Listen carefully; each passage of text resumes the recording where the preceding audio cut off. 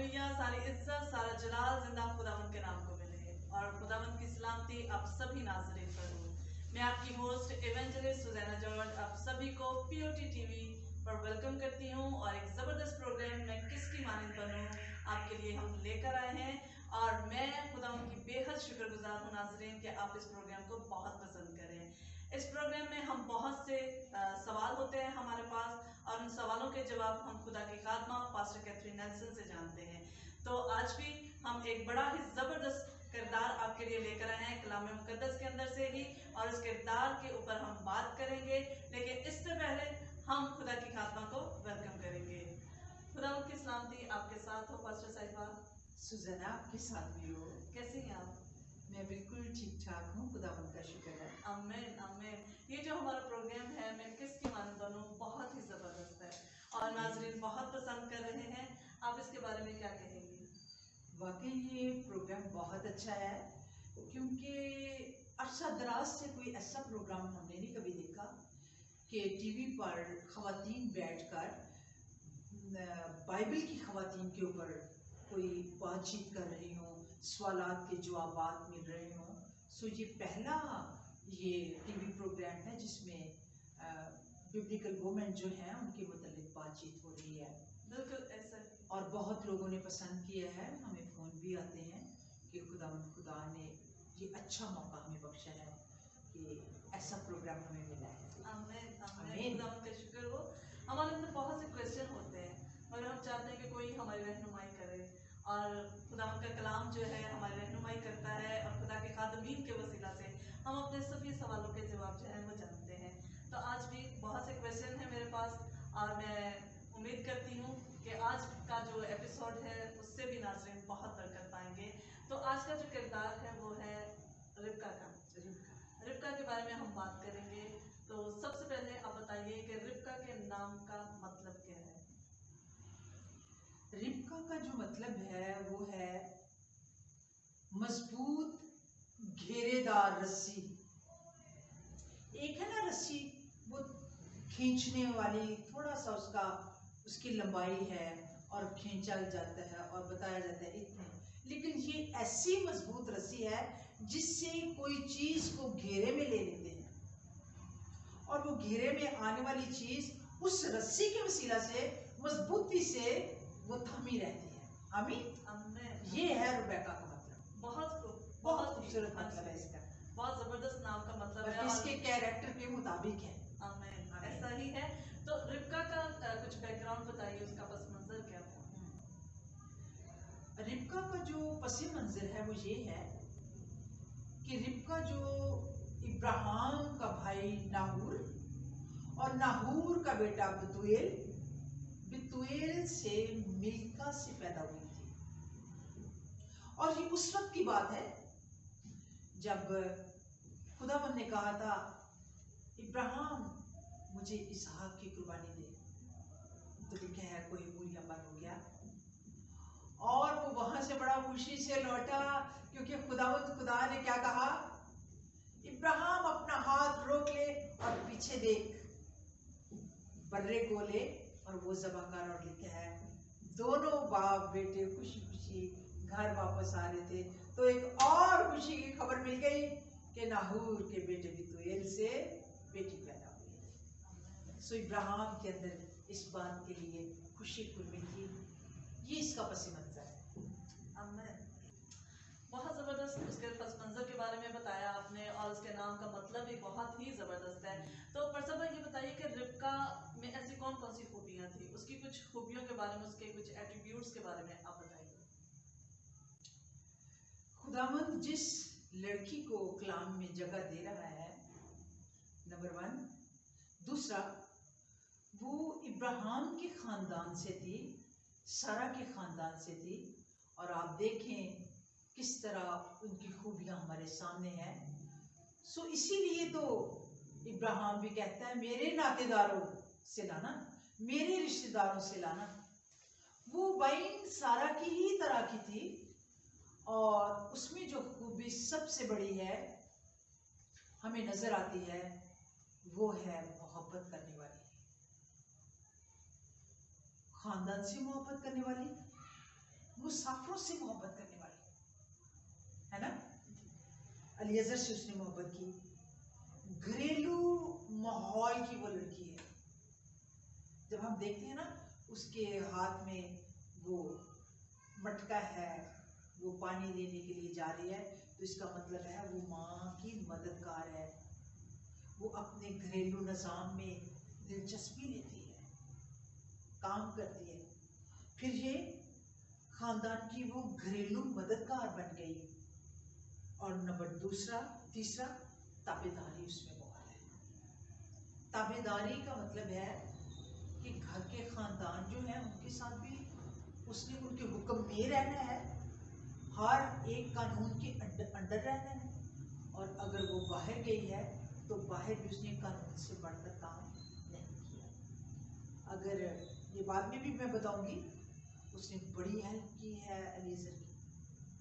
मेरा ख्याल है अगर उसकी जगह कोई आदमी होता तो 10 ऊंटों को पानी ना पिला सकता। इसका मतलब है बड़ी जफाकश, बड़ी मेहनती, बड़ी दलेर काम करने वाली थी। आमीन। और एहसास जिम्मेदारी, उसने जिम्मेदारी ले ली थी, मैं तुझे भी पानी पिलाती हूँ और तेरे ऊँटों को भी पिलाऊंगी। तो उस जिम्मेदारी को उसने पूरा किया है, ये देख लें। ठीक है। सो यहाँ पर मैं आपसे यही कहूँगी कि रिबका जो है खिदमतगुजार, जिम्मेदार, मुसाफिर परवर, एहसास जिम्मेदारी, मेहमान नवाज, दूर अंदेश, इज्जत देने वाली, हिकमत अमली रखने वाली, नेक मशवरा देने वाली, वक्त को गनीमत जानने वाली और सिचुएशन को भांपने वाली औरत। मैं औरत का नाम इसलिए देती हूँ, लड़की है लेकिन जब वो मैच्योर हो गई थी उसने ससुराल में आकर हर सिचुएशन के मुताबिक ही काम किया है। ठीक है। जब वो बीवी थी तो उसने खामद के मुताबिक उसकी सिचुएशन को देख के बात की है। अगर वो खुदावंद की हजूरी में आ गई है तो जो खुदावंद ने बात की है उसको माना है। और जब बेटों की बात आई है तो उस सिचुएशन में भी बरकत देने और बरकत लेने की सिचुएशन में भी उसने बड़ा अच्छा मशवरा दिया है और एक अच्छा मशवरा दिया है, नेक सलाहकार। आमीन। ये उसकी खूबी है। आमीन। आमीन। बहुत ही ज़बरदस्त उसकी खूबियों के बारे में आपने बताया है। और आप बताइए कि आज के दौर की लड़की और रिबका का जो ज़माना था, इसमें क्या फ़र्क है? रिबका के बारे में आपने उसकी खूबियों के बारे में बड़े अच्छे तरीके से बताया है, तो इस थोड़ा कंपैरिजन के बारे में बताइएगा कि आज का दौर और जो रिबका का दौर था, उस जैसी लड़कियां कैसे थी? सुजैना, जो आपने अभी सवाल किया है तो मैं तो 4000 साल पीछे चली गई हूँ। उनका लिबास, माँ बाप के घर में रहना सहना, उनकी इज्जत करना, कानून के मुताबिक चलना, ये सारा कुछ उस जमाने में बहुत रिस्ट्रिक्शन थी वहां पर। और आपने देखा रिबका किस तरह घड़े से जब वो कुएं से पानी लेने के लिए गई हैं, तो लिखा है वो लड़कियों के साथ शाम के टाइम जब लड़कियां जाती थी बागी से पानी लेने के लिए तो वो भी साथ गई। और वहां उसे मिला है अलीअज़र और उसने उसको देखा और देखने में वो बहुत खूबसूरत थी और मर्द से नावाकिफ थी।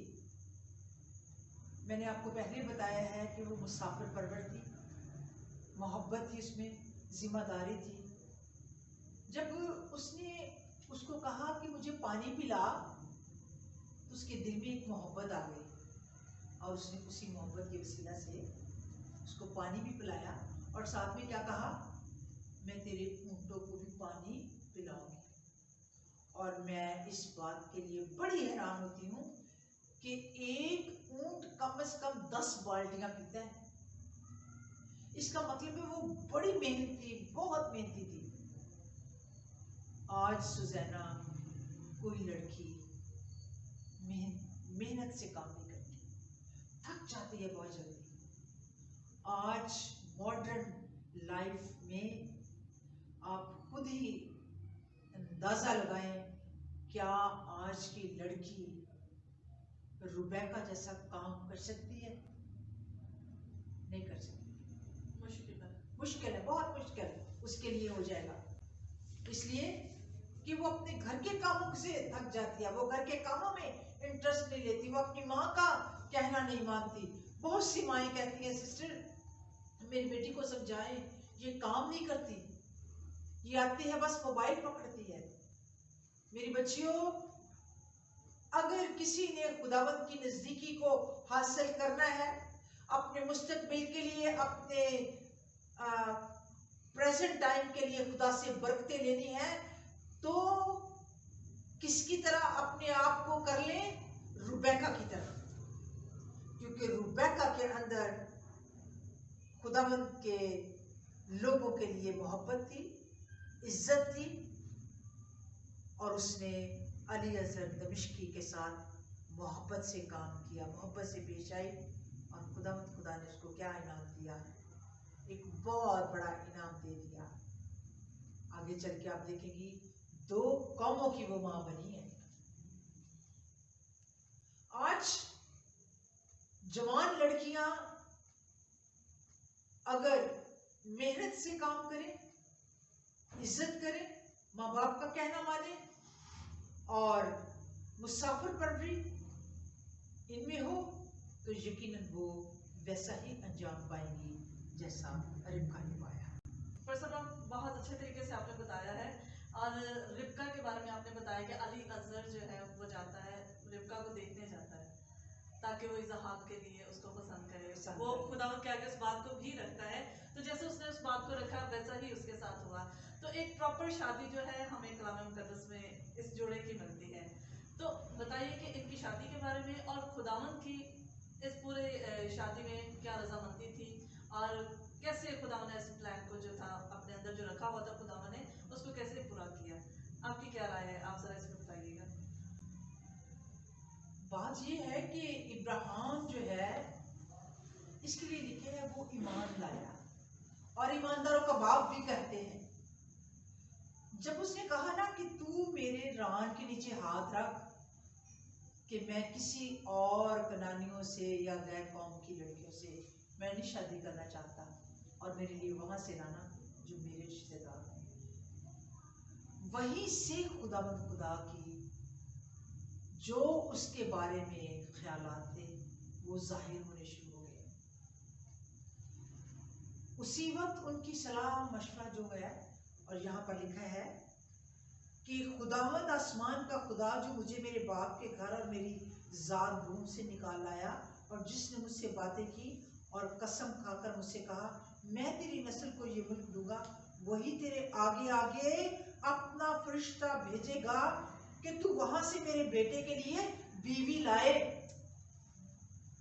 क्या बात है!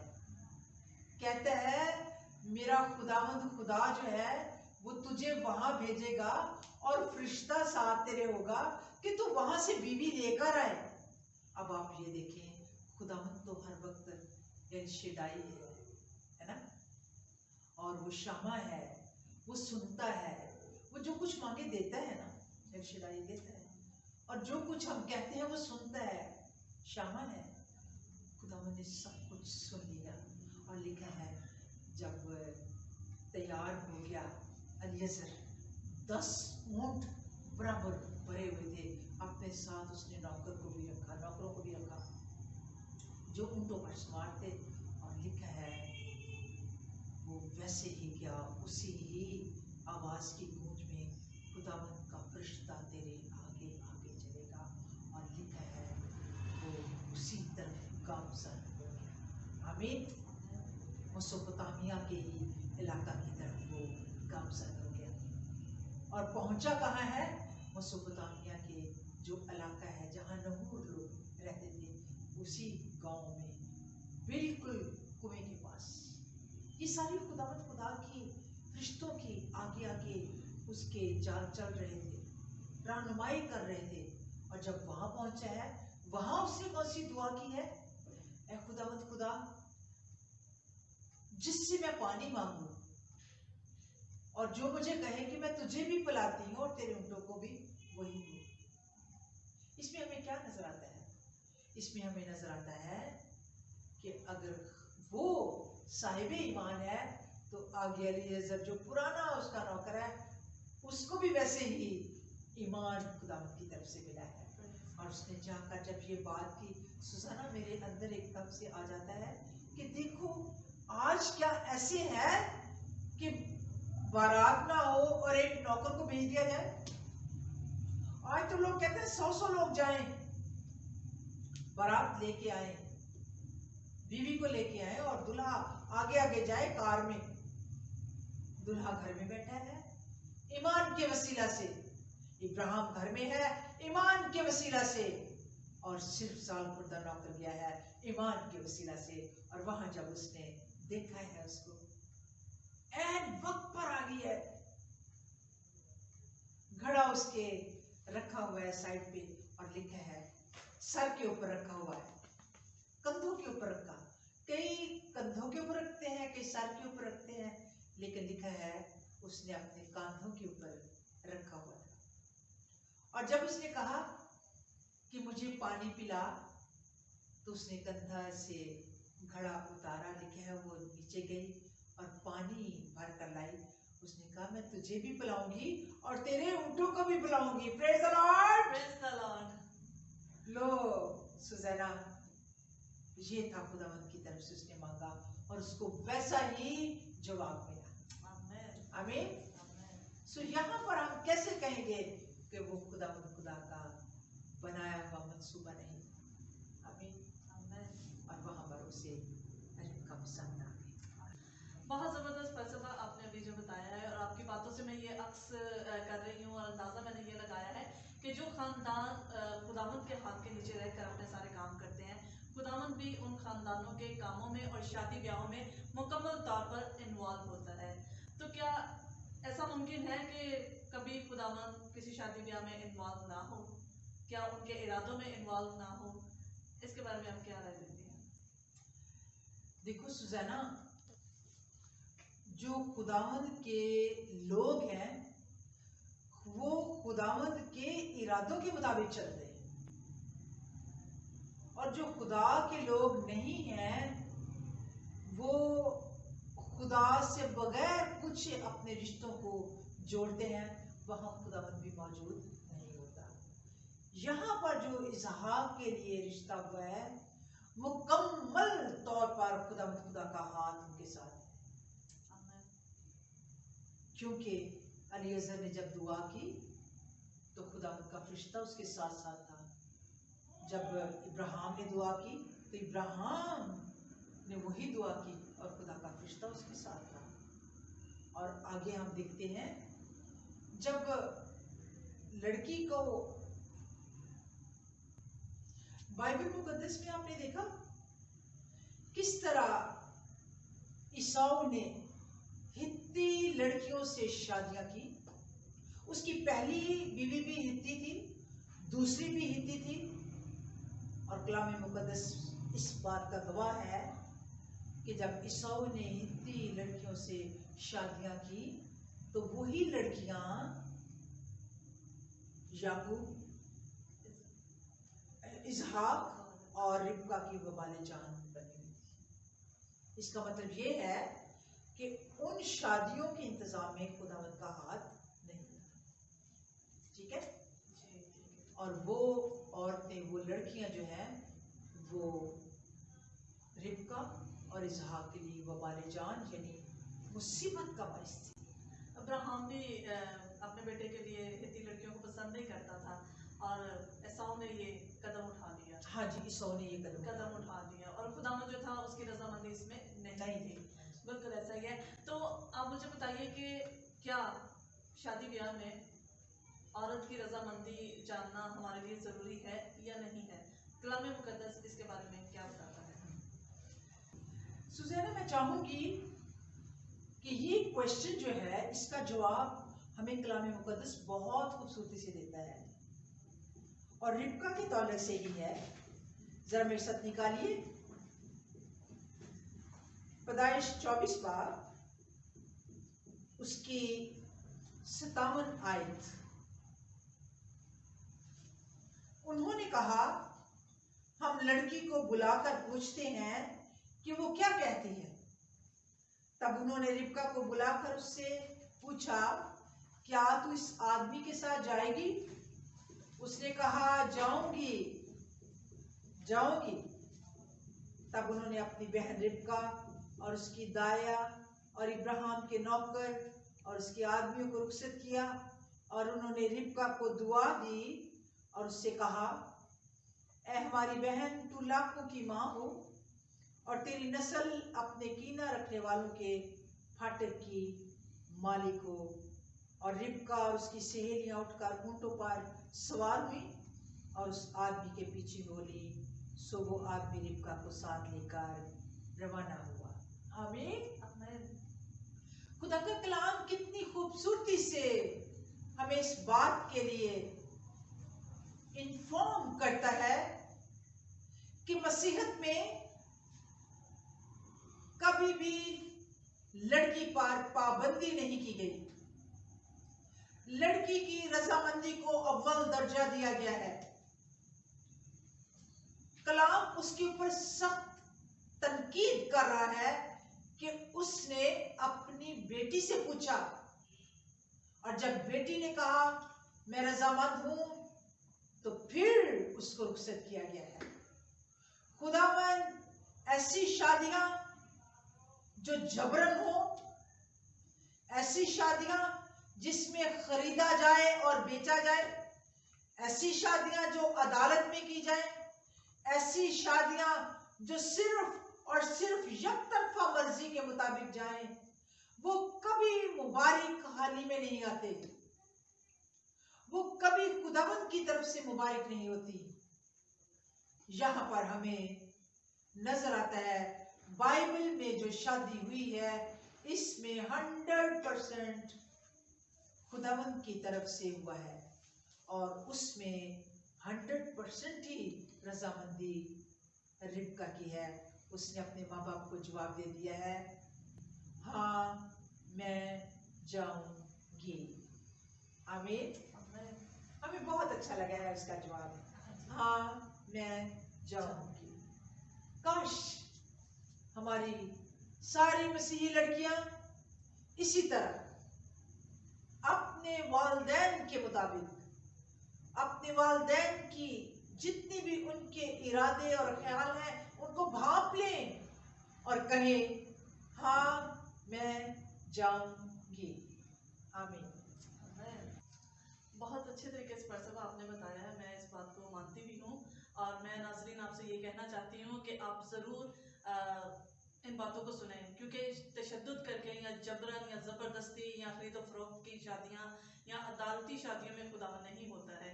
हमें अपने खुदावन की मर्ज़ी को अपनी ज़िंदगियों में शामिल करना है।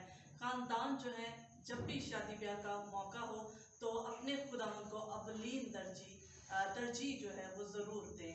तो तभी जो है हमारी शादियाँ और हमारे रिश्ते जो है वो कामयाब होते हैं, ख़ानदान मजबूत होते हैं। तो परसबा जो सेकंड नेक्स्ट क्वेश्चन है वो ये है कि रिबका का इसहाक की ज़िंदगी पर कैसा असर पड़ता है जब उनको शादी होके इसहाक के पास जाती है, उसके बारे में आप क्या बताती हैं? देखो सुजैना, कि जब हमने पढ़ा तो हम कहते हैं कि कितनी प्यारी औरत है जो बगैर दूल्हे के ही आ रही है, बड़ों की बात मानकर। तो उसके अंदर भी यही बात आई थी।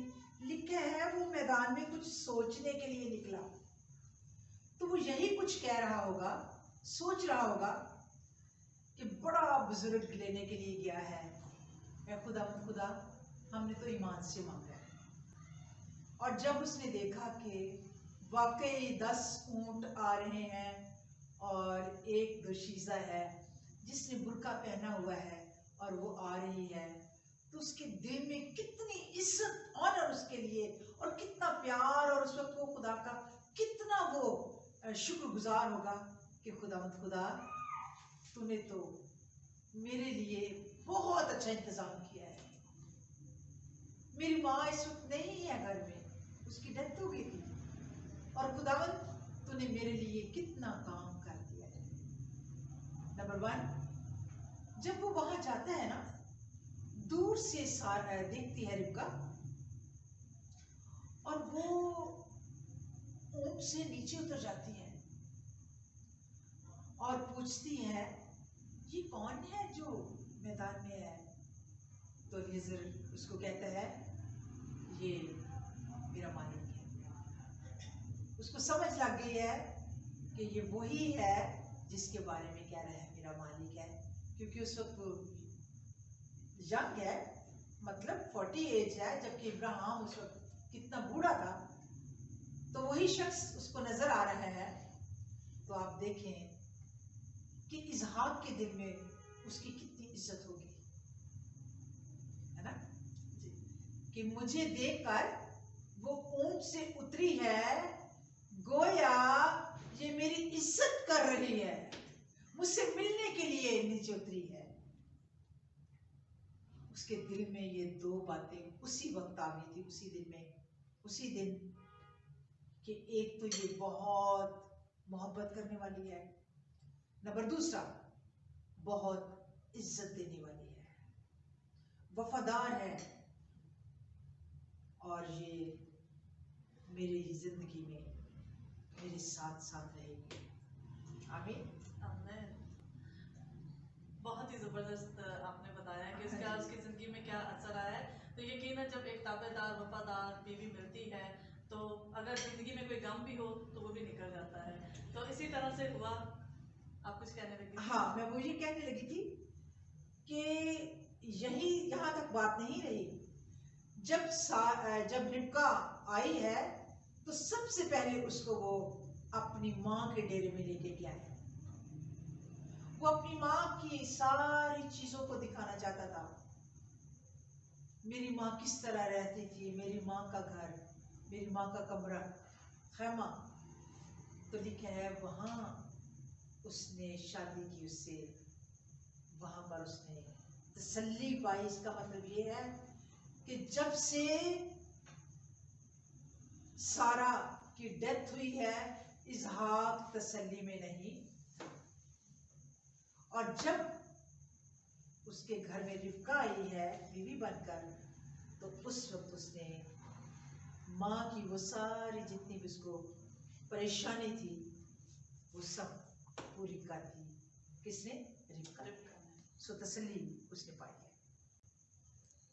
तो इसका मतलब है कि रिबका का इसहाक की ज़िंदगी में आना, उसकी ज़िंदगी पर जो असर पड़ा इसहाक की ज़िंदगी पर, वो एक मस्बत असर था।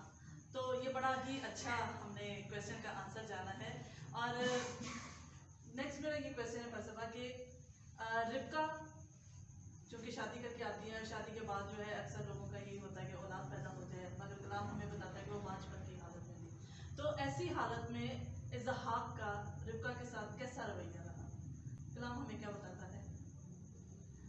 ये बड़ी अच्छी बात आपने की कि हस्बैंड और वाइफ दोनों को इंतजार होता है कि कब बच्चा पैदा होगा। 1 साल गुजर गया, 2रा साल, 3रा साल, यहाँ तक कि 20 साल गुजर गए और उसके कोई औलाद नहीं हुई।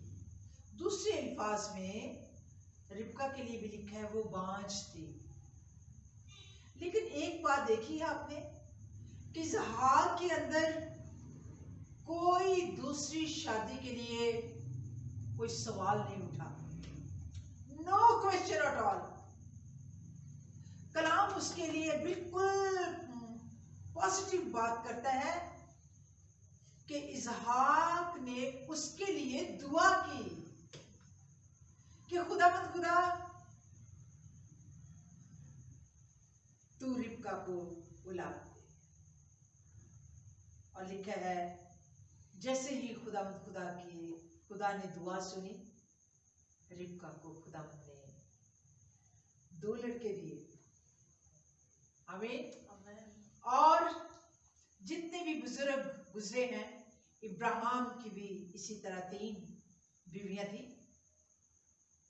इस्माइल की भी बहुत औलाद रही, लेकिन लिखा है इसहाक की 1 बीवी थी। और उसने दूसरी के लिए कोई भी जिद्दोजहद नहीं की।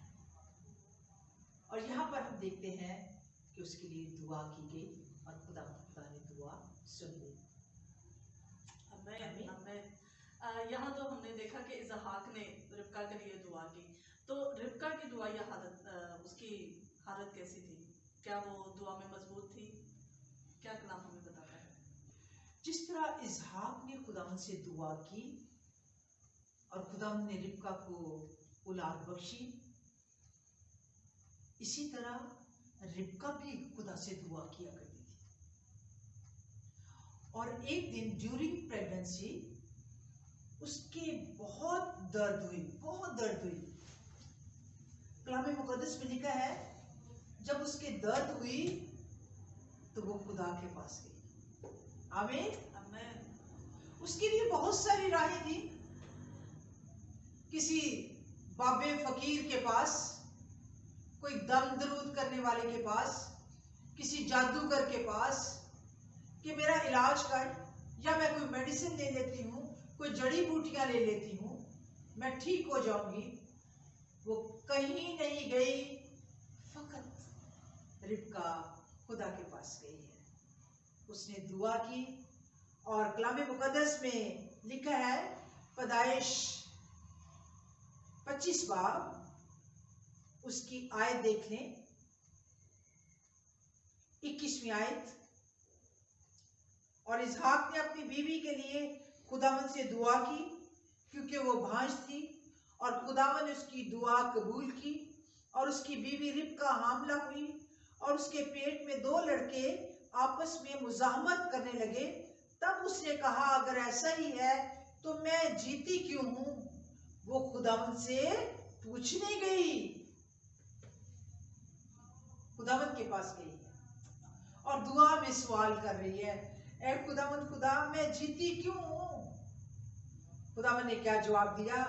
खुदावंद ने उसे कहा, 2 कौमें तेरे पेट में हैं, 2 कबीले तेरे बदन से निकलते ही अलग अलग हो जाएंगे और एक कबीला दूसरे कबीला से जोरावर होगा और बड़ा छोटे की खिदमत करेगा।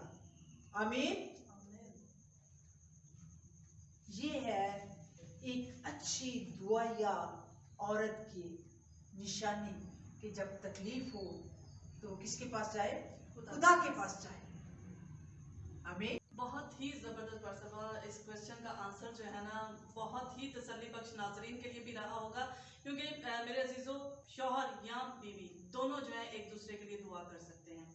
वो बहन, वो भाई जो अभी तक औलाद जिनके पास नहीं है, वो रिबका और इसहाक की जिंदगी को देखें, वो अपने आप को अपने खुदावंद की हजूरी में लेकर जाए। पीरों फकीरों के पास कुछ नहीं पड़ा हुआ है।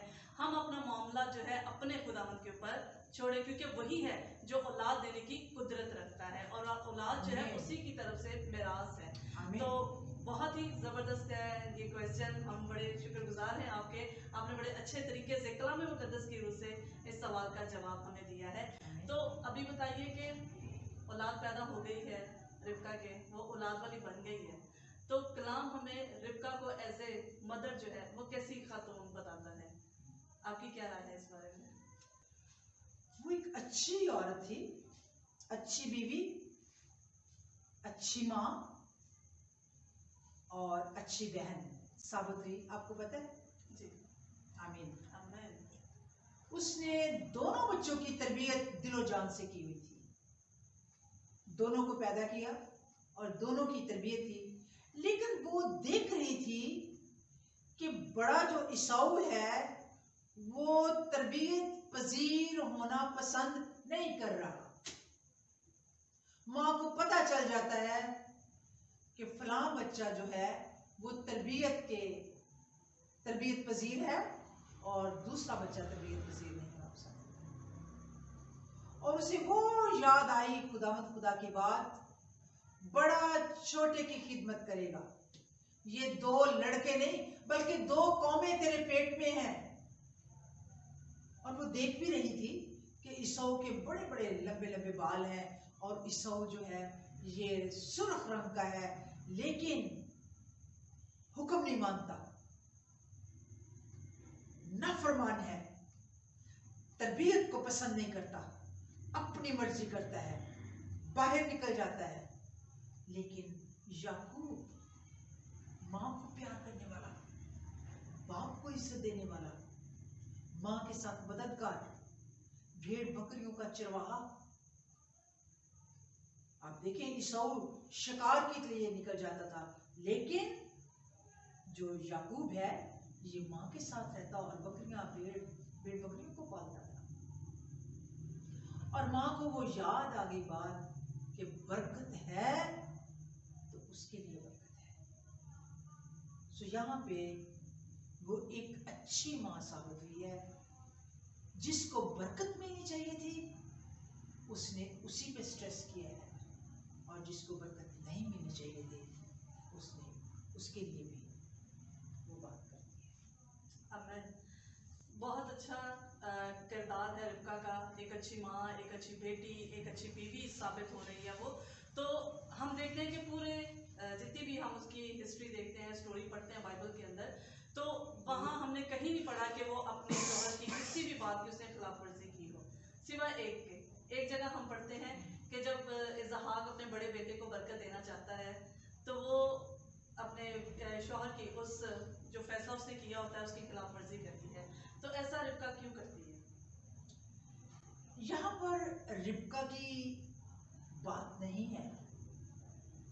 सुजैना यहाँ 100% खुदा की तरफ से हो रहा था सब कुछ। आपको पता है थ्रू आउट रिबका की जिंदगी में खुदा ने अपनी मर्जी को जाहिर किया है, और इस वक्त भी खुदावंद की मर्जी है कि याकूब बरकत पाए। इसलिए मैं आपके सवाल का यहाँ जवाब दूंगी। वो इसहाक की बहुत इज्जत करती थी। इसहाक ने अपनी माँ के मरने के बाद रिबका से तसल्ली ली है, पूरी तसल्ली उसको मिली है। जैसे उसकी माँ उसके साथ डील करती थी वैसे ही आगे चल के बच्चों की भी तरबियत वो जानता था कैसी है। यहाँ पर इसहाक उसकी आंखें जो है वो बंद हो गई थी, उसको इतना दिखाई नहीं देता था।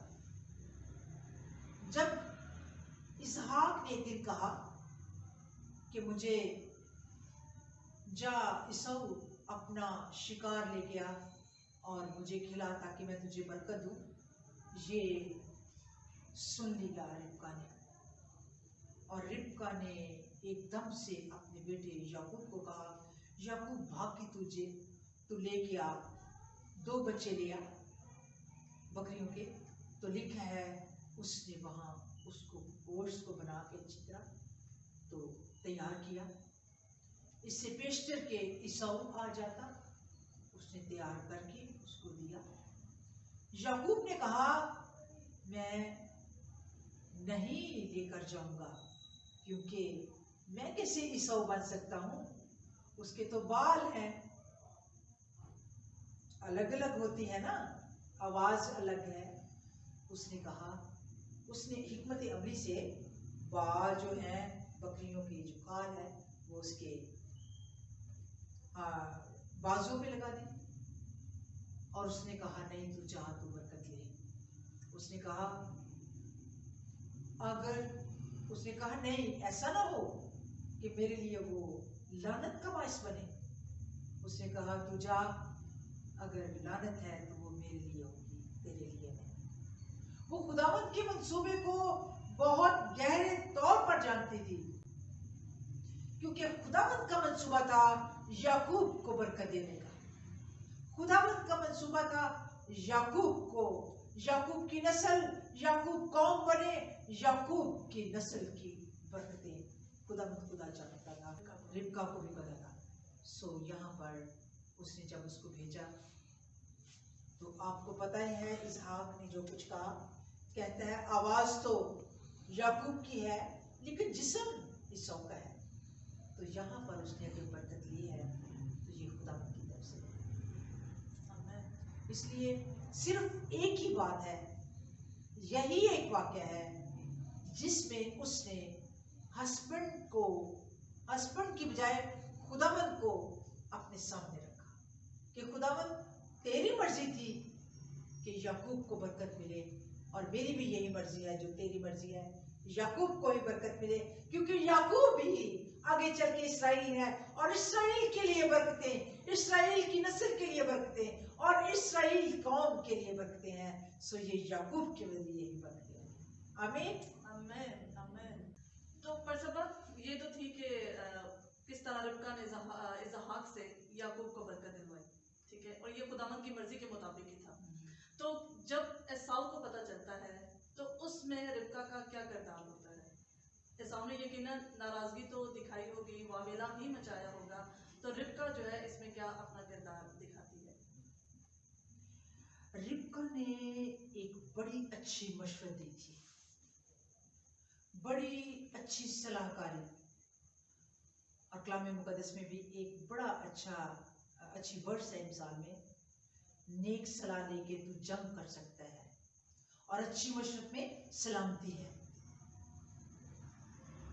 उसने जिस दिन ये बरकत ले ली थी ना, और खाना दोबारा वो लेके गया इसहाक, और आगे चल के उसने कहा इसहाक ने, वो कौन था जो पहले बरकत ले गया? तो इसको समझ आ गई, याकूब ले गया मेरी बरकत। तो उसने कहा पहलौठी होने का भी हक उसने ले लिया, अब मेरी बरकत भी वो ले उड़ा। ए बाप मुझे बरकत दे, बहुत गुस्से में था, ए बाप मुझे बरकत दे। उसने कहा मेरे पास नहीं है, लेकिन फिर भी उसने बरकत उसको दे दी।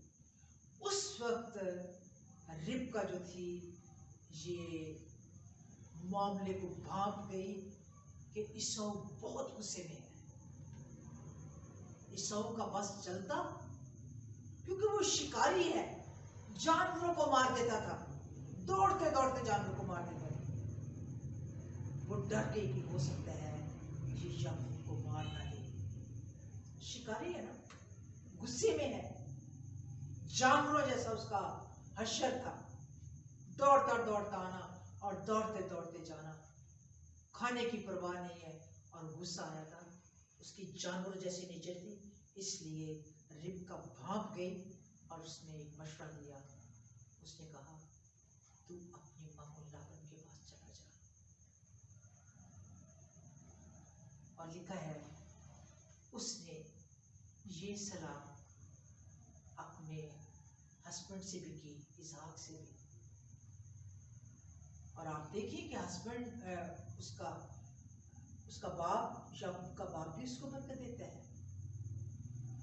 जाने के वक्त जब उसको कहा गया तो अपने मामू लाबन के पास चला जा और वहां उसकी एक बेटी से शादी भी कर लेना, तो लिखा है याकूब मान गया और वो घर से चला गया। और उस वक्त इसहाक ने दोबारा उसको बरकत दी है।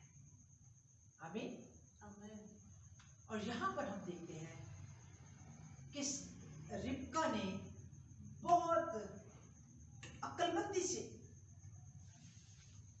दोनों भाइयों को बचा लिया, वरना घर में जिस तरह हाबिल और काइन का ये मसला हो गया था, इसी तरह इस घर में ईसाऊ और याकूब का मसला हो जाता। उसने दोनों भाइयों को बचा लिया। ईसाऊ भी उस वक्त तो गुस्से में था, गुस्से में निकल गया, और उधर से याकूब को भी अपने घर से कहा तू मामू के घर में चला जा, और वो वहां से चला गया। लेकिन जाते लम्हे याकूब ने उसको बरकत दी। आमीन। ये इस अक्लमंद औरत की खूबी है। माँ भी है तो अक्लमंद, बीवी है तो अक्लमंद, बहन है तो अक्लमंद, और बेटी है तो अक्लमंद। और सिर्फ अक्लमंदी ही नहीं है, अच्छी सलाह देने वाली, मोहब्बत करने वाली, वफादार, हमदर्द, मुसाफिर परवर, और वक्त को जानने वाली और पहचानने वाली। आमीन आमीन। बहुत खूब फलसफा, खुदा आपको बहुत बरकत दे। आज का सेशन जो है मैं बहुत इंजॉय कर रही थी, और मेरा नहीं दिल कर रहा था कि ये बात अभी ख़त्म हो, मगर चूँकि मेरे अजीज़ों हमने बहुत ज़्यादा रिबका के बारे में जाना और समझा है, और सभी का सभी हमने कलाम मुकद्दस में से देखा है। कोई इसमें दुनियावी बात नहीं थी, हमने कलाम मुकद्दस के अंदर जो रिटन है उसी को हाईलाइट किया है, और यकीनन आपने बरकत पाई होगी। होगी। ये पहली खातून है रिबका, जिसकी पैदाइश के बारे में भी हमें पता चलता है। उसके किरदार का पूरा एक पहलू जो है हमें नज़र आता है और हमने एंजॉय किया है। मैं अपनी नौजवान बहनों के लिए, बेटियों के लिए, माँओं के लिए ये कहना चाहूँगी कि इस किरदार को ज़रूर पढ़ें और इससे हम ज़रूर रहनुमाई भी पाएंगे कि हमारी आज की नौजवान बेटियाँ कैसी होनी चाहिए, उनका उठना बैठना कैसा होना चाहिए, उनकी रफ़ाकत अपने खुदावंद के साथ और अपने घराने के साथ और अपने शोहरों के साथ कैसी होनी चाहिए। हम ये कलाम मुक़द्दस में रिबका के किरदार के अंदर देखते हैं। तो खुदावंद आपको बरकत दे और ये सिलसिला इसी तरह जारी रहेगा।